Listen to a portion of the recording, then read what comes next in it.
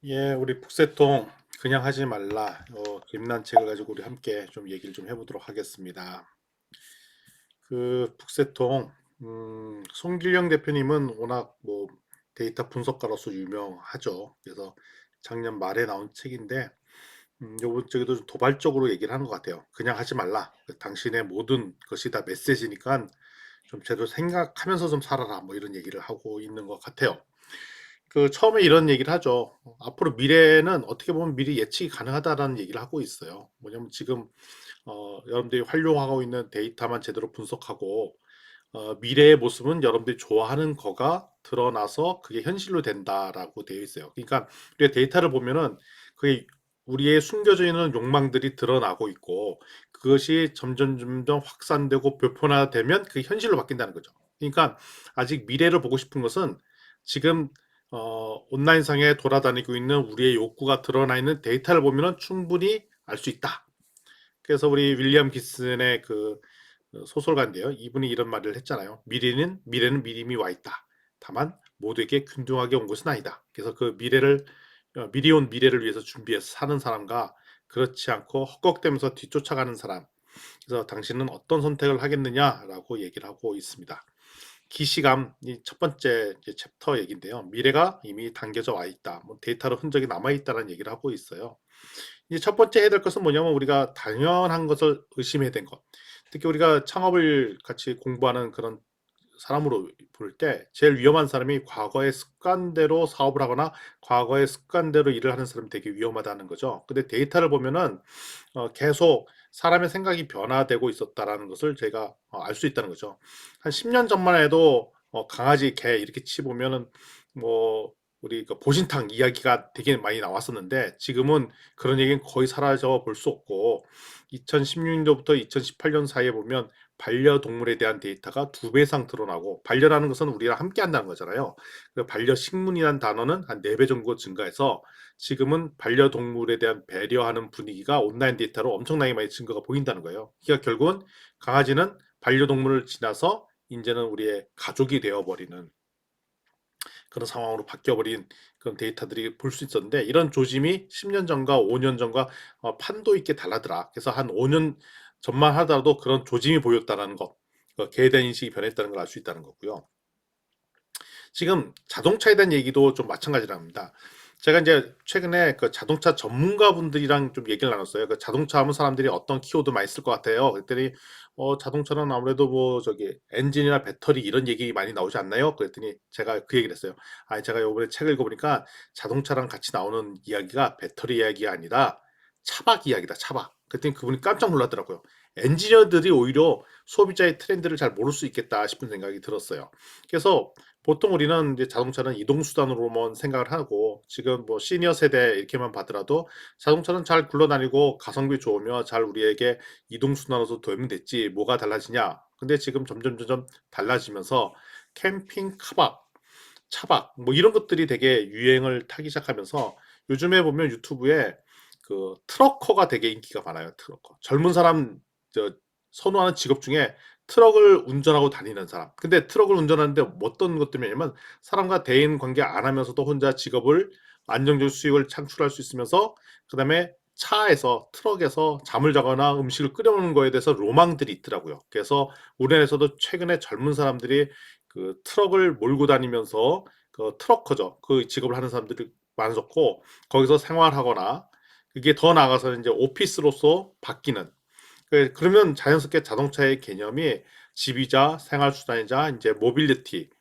디지털 노마드의 중요한 플랫폼 역할로 바뀌고 있다는 거죠. 그런 측면에서 보면은 이제 자동차가 이제 앞으로도 이런 역할을 더 많이 할 수 있다라는 것을 알 수가 있는 게 지금 키워드 다이테를 보면은 충분히 그런 증거물들이 보인다는 것입니다. 그런 측면에서 볼 때 저희가 최근에 이제 코로나19를 경험을 했는데 이제 코로나19를 경험하면서 우리가 확실하게 알 수 있는 것은 이미 지금 나타나는 수많은 현상들이 다 과거에 있었던 일인데 그게 과거에 오래된 문제가 코로나19도 확 드러났던 거예요. 가사노동 문제, 무한경쟁 문제, 저성장 문제, 고용불안 문제가 있었는데 그것이 코로나19에서 확 드러났기 때문에 어떻게 보면은 미래를 예측하는 것이 생각보다 어려운 일은 아니다. 벌써 현재 드러난 일들이다라고 얘기를 하고 있습니다. 그래서 어떻게 보면 우리가 데자부 알잖아요. 지금 이 장면 어디서 본 것 같은데라는 게 데자부잖아요. 그래서 어떻게 보면 미래의 모습들을 우리가 보고 있다라는 얘기를 하고 있습니다. 최근에 이제 가정 코로나 팬데믹 이후에 집에서 생활하는 사람들도 되게 많아지고, 그다음에 홈스쿨링, 그다음에 집에서 디지털 노마드가 집에서 일하는 것들이 많아지면서 해외여행을 안 가는 대신 그 비용들을 상당수 많은 사람들이 이제 그 집에 인테리어를 바꾼다든지 가구를 들인다든지 전자기기를 바꾸는 데 더 초점 맞춰지면서 이게 삶의 기준들이 높아지고 그 기술이 더 발전하면서 생활 수준이 확 바뀌는 모습들이 나타났답니다. 그러다 보니까 자연스럽게 집에서 안 하던 생활 문화가 또 들어서기 시작해서 집에서 카페 같은 분위기를 만들고, 그래서 홈에서 카페 분위기를 만드는 그런 설비들, 그리고 PT를 집에서 받는 이거 홈 트레이닝 하는 분위기들이 급속도로 바뀌었다는 것이죠. 따라서 이거가 삶의 패턴과 팬데믹 현상과 기술의 진보가 어울려서 새로운 삶의 패턴들을 보이고 있다는 것에 우리 초점 맞춰줘야 된다는 것을 생각해 볼 필요 있다는 거죠. 우리가 조금만 생각해 보면 우리가 1년 뒤, 2년 뒤, 5년 뒤에 삶의 모습이 어떻게 될지를 예상 가능하다라는 게 이 얘기인데요. 지금 현재 모니터링 되는 핵심 세 가지 모습이 요거랍니다. 첫 번째 현상은 분화되는 사회. 이게 혼실 있잖아요. 혼밥, 혼술, 혼영 뭐 이런 혼자 밥 먹고 혼자 술 먹고 혼자 영화 보고 이런 것들이 옛날에는 내가 창피하게 어떻게 혼자서 밥 먹어, 혼자 술 먹어, 혼자 영화 보는데 이게 보편적인 문화로 바뀌면서 철저히 독립적이고 유연성이고 오히려 나 혼자 내가 하고 싶은 거 다 하지 라는 분위기로 바뀌었습니다. 그래서 철저히 1인 사회로 바뀌면서 가족이 해체되는 분위기가 있는데, 그러면서 어떻게 보면은 이제 한 30대 돼서 결혼 안 하신 분들 중에 아예 집에서 독립해서 혼자 사는 사람들이 급속도로 늘었다는 겁니다. 그래서 가족이 점점 해체되는 삶의 패턴을 보이고요. 그러면서 여기에 잘 적응하려면 결국 누가 중요하냐? 과거에는 가족들이 함께 공동체에서 일을 하는 것이 아니라 혼자 잘하는 것. 그러니까 개인의 생산성이 되게 중요하고요. 그러면서 사회와 연결되는 것. 혼자 생산성이 있으면서도 사회와 연결하는 것이 소위 말하는 그게 이 시대에 살아가는 노하우인데, 그렇기 때문에 혁신이 어디에 필요한 거냐면 개인의 삶에 있어서 혁신이 필요하다는 거죠. 그러니까 혼자 일을 잘 못 쳐내는 사람들은 결국 뒤처지고, 그러면서 혼자 있으면서도 다른 사람과 연결되어 있는 이런 역할들을 못하면 뒤처질 수밖에 없다라는 것이 첫 번째 이슈입니다. 두 번째는 뭐냐면 너무 오래 산다는 겁니다.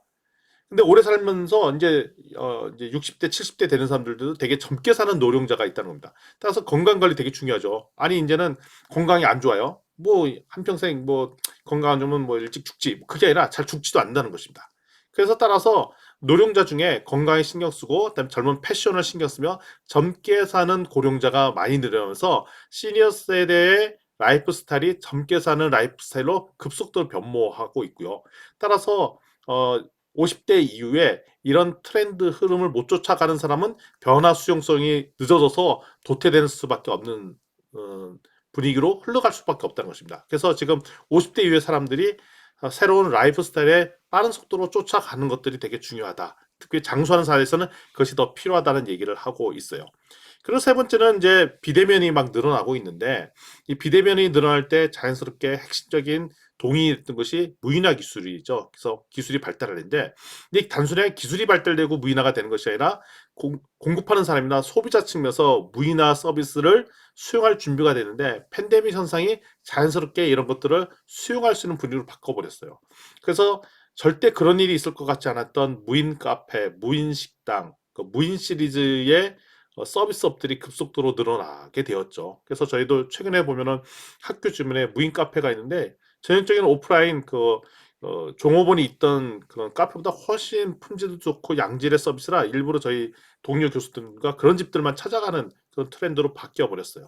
그러니까 맨 처음에는 무인 카페에서 커피 뽑아오는 거 되게 어려운데 이제는 익숙해져 갖고 뭐 어느 매장에 가나 쉽게 그 커피를 뽑아 먹는 그런 것들을 우리가 볼 수가 있겠고요. 그러다 보니까 자연스럽게 이거와 관련된 일자리가 급속도로 줄어드는 모습들을 보였고요.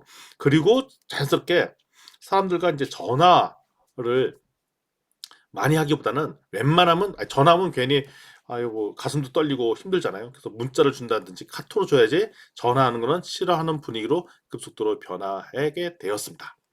따라서 이럴 때 어떻게 해야 되느냐? 네, 일단은 저지르는 게 중요해요. 제가 뭐 일단 저질러라고 하는데 사실 같은 말이에요. 저질리긴 저질르는데 먼저 생각 좀 먼저 하고 저지르라는 거고, 또 생각할 때 먼저 어떤 방향으로 나갈까 충분히 검증하고 생각한 뒤에 실행하라. 해보고 나서 생각하는 것은 바람직하지 않다라고 얘기를 하고 있습니다. 이제 두 번째는 이제 변화 트렌드를 가지고 얘기할 텐데요. 가치관이 액상화, 가치관이 막 흩어져 버리는 현상이 나타났다라고 얘기를 하고 있습니다. 지금 기술이 진보가 엄청나게 빠르게 있는데, 지금 태어난 세대, Z세대, 그러니까 20대 세대 같은 는 태어나서부터 디지털 기기에 익숙해져서 태어난 사람이죠. 우리 어린이들, 초등학생들 울면은 패드 보내주고 스마트폰 보여주면서 달래주고 그러잖아요. 저희 어렸을 때처럼 뭐 딱지치기하고 고무줄 놀이하고 뭐 이랬던 세대가 아니라 태어날 때부터 디지털 디바이스에 익숙해졌던 세대이기 때문에 이 사람들이 기술은 그냥 평상시에 숨 쉬듯이 사용하는 것이 디지털 기기라는 것입니다. 그러다 보니까 우리가 가지고 있는 고정관념조차도 다 흐트러져 버릴 때가 있는데, 버려야 되는데, 첫 번째 이슈들, 예를 들면 반드시 회사에 출근해야 될 필요가 있는가? 그러다 보면 무슨 생각이 더 들냐면, 사무실로 출근할 필요가 없으니까 당연히 뭐가 필요 없냐? 출근할 필요 없으니까 사무실이 또 필요 없게 되고, 사무실이 필요 없으니까 굳이 같은 나라에 있는 사람을 채용할 필요가 있는가? 이까지 또 진도가 나간다는 겁니다. 제가 최근에 그 크봉 회사를 방문한 적이 있었어요. 그랬더니 거기 직원이 110명 정도 되는데, 요즘 최근에 출근하는 사람들이 3, 40명 정도랍니다. 그럼 나머지 사람들은 다 어디냐? 다 재택을 한다는 거죠. 그러면 그 선택적으로 재택을 하느냐? 그랬더니 지금 모든 사람들을 다 재택으로 하는데, 회사에 출근할 사람은 자기가 그냥 출근해서 일하고 싶어서 온다는 것이죠. 그래서 지금 보편적으로 다 온라인에서 그 미팅하는 것이 일상화되어 있고, 뭐 이렇게 문화가 바뀌어 버렸다는 거예요. 그러면서 그 대표님이 그러시더라고요. 우리가 이제는 뭐 서울 강남에 사무실이 필요하긴 하지만, 만약에 더 사업이 확장돼서 직원이 는다 하더라도 굳이 사무실을 더 규모를 넓힐 계획은 없다라는 얘기를 하고 있습니다.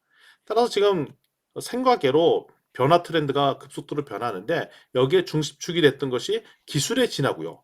그다음에 기술의 진화 때는 기술을 수용하는 것들이 되게 중요한데, 과거에 이제 대학교 같은 측면에도 온라인 강좌 이런 것이 뭐 한 10년, 20년 또 얘기하던 이유예요. 그런데도 불구하고 교수나 이런 분들이 아예 온라인 강좌는 그 강의하는 맛이 안 나서 잘 못해요라고 거부하다가, 지금 뭐 최근 2년 동안 강제적으로 비대면 수업을 할 수밖에 없는 구조로 가니까 갑자기 수용이 돼버렸죠.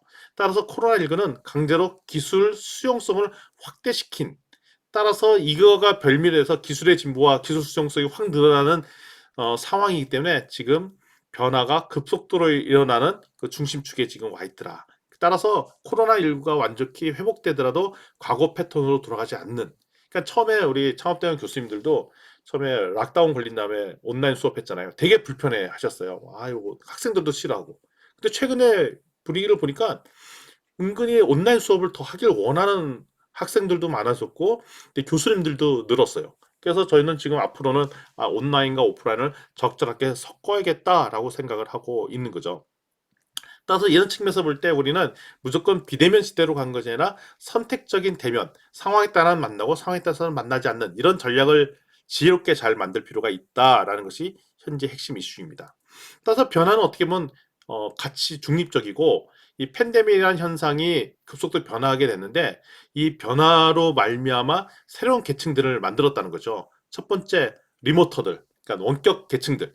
그러니까 공간의 제약에 받지 않고 더 전문적인 기술을 잘 사용한 사람. 그러니까 팬데믹이 됐든 아니든 나가 집에 있으면 그럼에도 불구하고 생산성을 동일하게 낼 수 있는 사람이 주도권을 차지한다는 거죠. 이 사람들이 새로운 리모터들이고요. 그런데 어쩔 수 없이 팬데믹 현상이지만 일을 할 수밖에 없는 공공 서비스 근로자, 의료 서비스 관계자들이 또 있고요. 그 다음에 또 세 번째 계층은 뭐냐면 이로 말미암아 실자가 된 사람들. 외식업이나 여행업 이런 분들은 일자리가 급속도로 축소가 돼서 일을 할 기회가 없어져 버렸고요. 또 자연스럽게 잊혀진 계층도 세워졌습니다. 전에 있었던 사회적 약자 같은 경우에는 이제 팬데믹 현상으로 더 어려운 상황으로 빠졌다는 거죠. 그러니까 사람들 간의 계층 구조가 더 심화해지고 부익부 빈익부가 더 심해진 상황이 되어버렸다는 겁니다. 그래서 지금 같은 상황에서는 변화에 적응하지 못하면 도태되기 쉬운 상황이라는 걸 얘기해주고 있어요. 근데 반대로 얘기하면은 이게 우리한테 새로운 기회가 될 수 있고, 그동안 살았던 경험과 엮어서 미래를 자꾸 상상해 보는 그러니까 상상을 어떻게 하면 현재 있는 데이터를 기반으로 미래를 상상하는 역량이 우리를 새로운 기회를 줄 수 있는 기회라는 얘기를 하고 있습니다. 따라서 첫 번째 출발은 뭐냐면 내가 살아왔던 고정관념을 버리고 당연하다고 생각한 것을 버려버리는 그런 훈련이 필요하고요. 그래서 이거를 잘 적응하면은 우리한테 기회가 되지만 그렇지 않으면 위기로 바뀐다라는 것이 이제 저자 얘기입니다. 따라서 이제 적응을 잘해야 되는데 그러니까 생각을 현재 수준으로 맞추는 것이 생각의 현행화입니다. 이게 무슨 얘기냐? 근데 생각을 현재 수준으로 맞춘다는 얘기는 아무것도 안 한다고 생각할 수 있잖아요. 근데 문제는 환경이 막 급속도로 바뀌었잖아요. 그렇기 때문에 현재를 유지하기 위해서는 제 삶 자체가 혁신적으로 변하지 않으면 안 된다는 겁니다. 그게 적응이라는 겁니다. 그러니까 현재 수준을 맞춘다는 얘기는 우리 백조가 물 위에 떠 있기 위해서는 그 물속에서 그러니까 밝히지를 엄청나게 많이 해야 되듯이 지금 변화가 급속도로 일어나기 위해서 현재 수준을 유지하기 위해서는 급속적인 변화를 해야 되는데 그게 현해가라는 얘기입니다. 따라서 환경이 바뀌면 새로운 규칙들을 계속 만들어 나가야 되는 것이죠. 그런 측면에서 우리 대학교도 좀 반성해야 될 게 많은 것 같아요.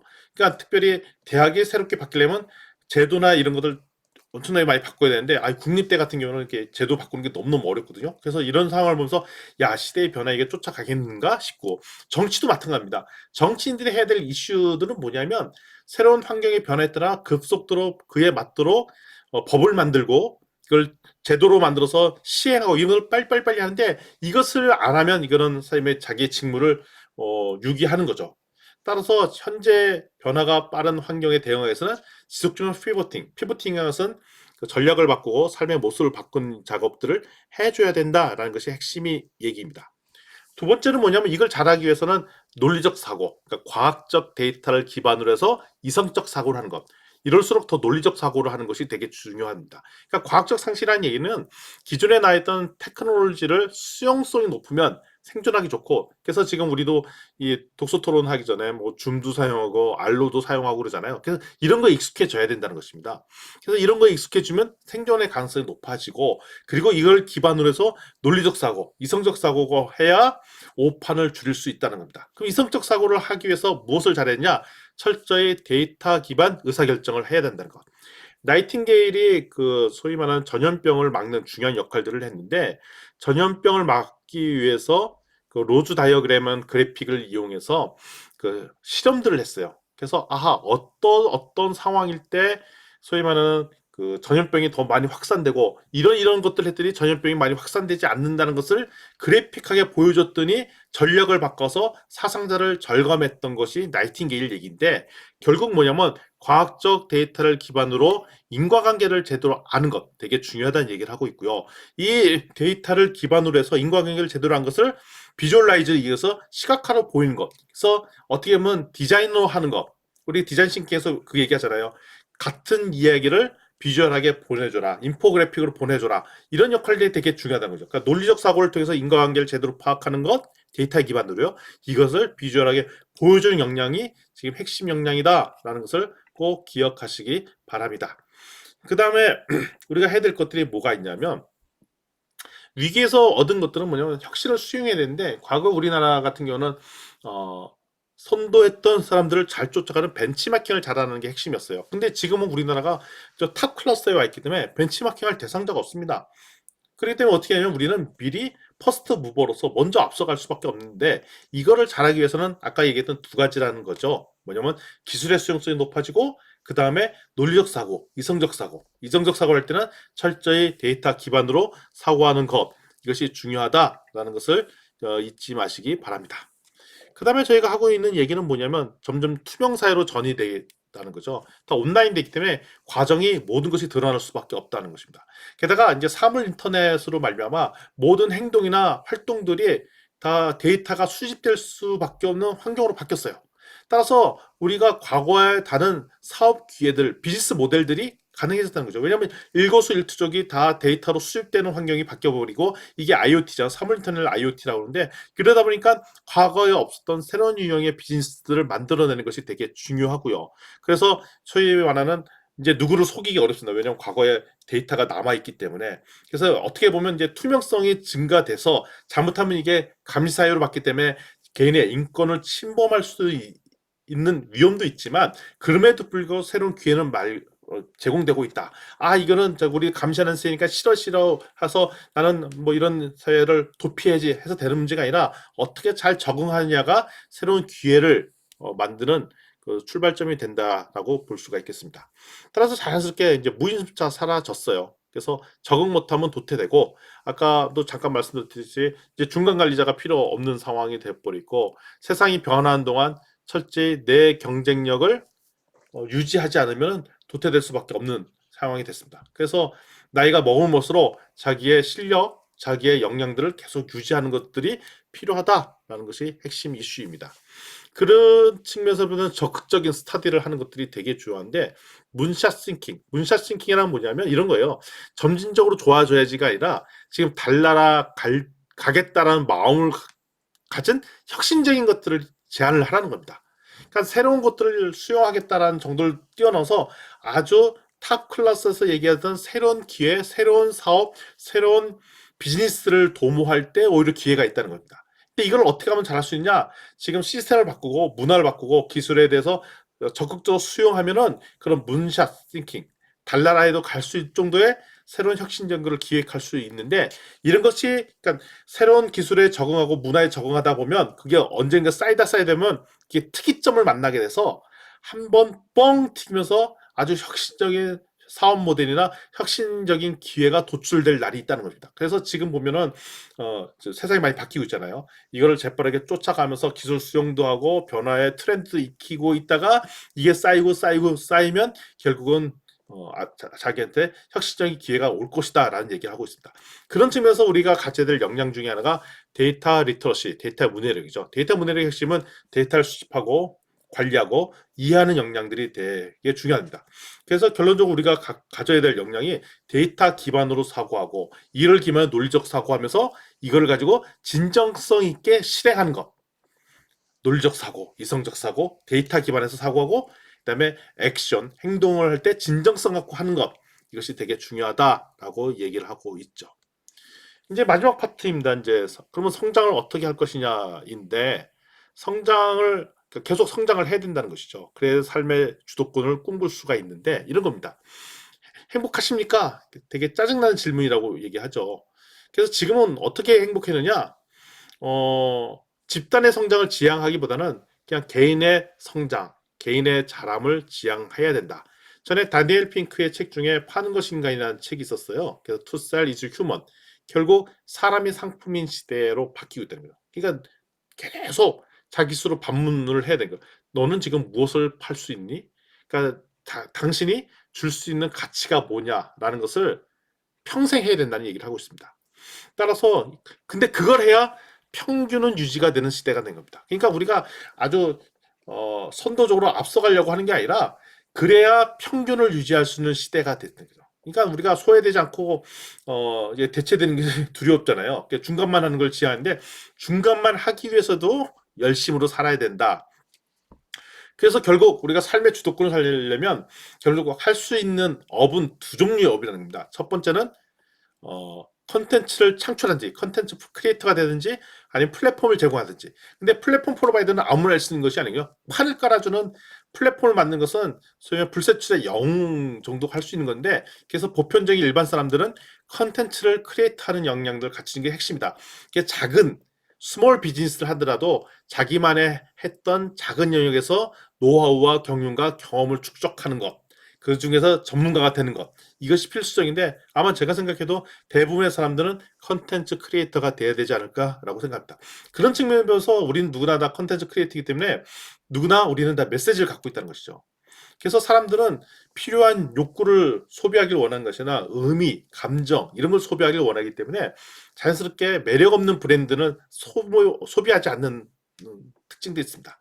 그렇기 때문에 내가 누구와 관계 맺는 것도 하나의 메시지입니다. 그러니까 우리 페이스북 보면 저 사람이 어떤 사람인가를 알려면 그 사람의 페북 친구들을 보면 그 사람의 정체성을 알고 있듯이, 따라서 내가 누구와 만나고 누구와 관계 맺고 누구와 소통하는지가 그 사람의 정체성을 맺는 거기 때문에 사람과 관계 맺는 것도 되게 중요하다 얘기를 하고 있고, 결국 내가 어떤 브랜드를 만들고 내가 어떤 컨텐츠를 축적하고 어떤 사람과 관계를 맺고 내가 어떤 삶을 사는지 어떤 삶을 추구한지가 하나의 메시지가 돼서 결국 개인이 상품으로 바뀌는 시대. 좀 암울한 얘기가 되죠. 개인이 상품으로 바뀌었다니까. 따라서 이거를 어떻게 유지해야 되느냐? 결국 모든 일들을 남한테 맡기지 말고 가장 중요한 거는 스스로 해야 된다. 남한테 맡겨서 되는 일 아니라는 겁니다. 그리고 내가 했던 일들을 기록으로 남기는 것. 그리고 내가 이거 진짜 잘하는지를 알려면 결국 기록이 중요하다. 기록을 잘 남기고 이제는 진정성 있게 일을 행동하는 것이 중요한 때이기 때문에 이제 진짜 전문가를 찾는 시대가 되었다는 얘기를 하고 있습니다. 그러니까 진짜 전문가 되려면 이것밖에 없는 거예요. 본인이 직접 하고요. 남 시키지 말고 본인이 하고 그다음에 기록으로 남기는 것. 이것이 중요하다라고 얘기를 하고 있습니다. 그래서 우리가 이제 진정성이 중요한데 요즘 ESG도 되게 중요한 이슈잖아요. ESG 핵심은 뭐냐면 이제 남 도와주는 척 하지 말고 진짜로 해라. 그러니까 기업이 이제는 그러니까 대충 우리 선한 기업처럼 보이지 말고 진짜로 제대로 하라는 게 ESG의 핵심 키워드인데, 그러니까 ESG 하려면 우리 업을 재정의하고 우리 프로세스를 재점검하지만 하지 않으면 ESG를 제대로 할 수가 없어요. 그냥 그 세 가지 팩트를 유지하려면. 그러니까 기업도 이렇게 됐기 때문에 이제는 우리가 진짜로 해야 되고, 진정성의 핵심은 뭐냐면 내가 스스로 무엇인가를 성취하는 것이 중요하다. 스스로 한다는 얘기는 결국 뭐냐면 의지가 있어야 되고요. 하고 싶은 마음이 있어야 되고요. 그다음에 그 분야의 전문가가 돼야 된다는 것입니다. 그러니까 하고 싶은 마음도 없고 전문성도 없으면 도태될 수밖에 없다라는 것이 얘기하는 것이죠. 그러니까 결론적으로 내가 원하는 일을 해야 되고 그것을 남한테 시키는 것이 아니라 본인 스스로 직접 해야겠다. 그러니까 우리가 평생 현장에 있어야 되는 것을 잊지 말아야 된다는 것입니다. 그게 전문성도 생기고 주체성도 생긴다는 것입니다. 그래서 이것이 시간이 돼서 계속 오랫동안 하면 일관성이 생기잖아요. 그러면 이 분야의 노하우가 중요한 내용이죠. 우리도 지금 북새통 86회 했잖아요. 벌써 이게 86개월을 한 거예요. 그러니까 계속 오래오래 한다는 것만큼 되게 중요한 것이 없고, 이 오래 했다는 것은 그만큼 고민이 축적되는 거고, 이것이 아주 폼나야 되면 그 예술의 경지까지 이루게 된다는 거죠. 그래서 고민의 총량이라는 것이 뭐냐면 시도의 총합이기도 하고, 이것이 시간이 들여가고 이해가 쌓이고 지식이 들어가면 이게 해박한 정도의 전문성을 갖게 된다는 것입니다. 결국 전문성은 시간이 필요하고 일관성이 필요하고 숙고의 결과를 파는 것이라는 겁니다. 그래서 앞으로 이거 되게 중요한 것 같아요. 앞으로 10년을 어떻게 살까를 고민해보는 게 되게 중요한 것 같아요. 내가 앞으로 10년 뒤, 지금 2022년인데 2032년도까지 10년간 뭘 할까? 이때 핵심 전략은 세 가지를 유지하는 거라는 겁니다. 첫 번째, 이성적 사고를 해라. 데이터 문해력을 키우고 통계적 해석 능력을 기반해서 데이터 기반 의사결정하는 훈련들을 하고, 두 번째, 내가 하고 있는 일을 진정성 있게 하는 것. 그러니까 말과 행동을 일치시켜서 제대로 하는 것 되게 중요하다고 얘기하고요. 이걸 기반으로 우리 진정성을 기반한 협업. 그러니까 우리가 동료를 했는데 나는 이거 진짜 할 거니까 진정한 파트너를 찾는, 이렇게 해야 올바로 된 사회관계도 만들어진다라는 것이 오늘의 핵심 이야기였습니다. 자,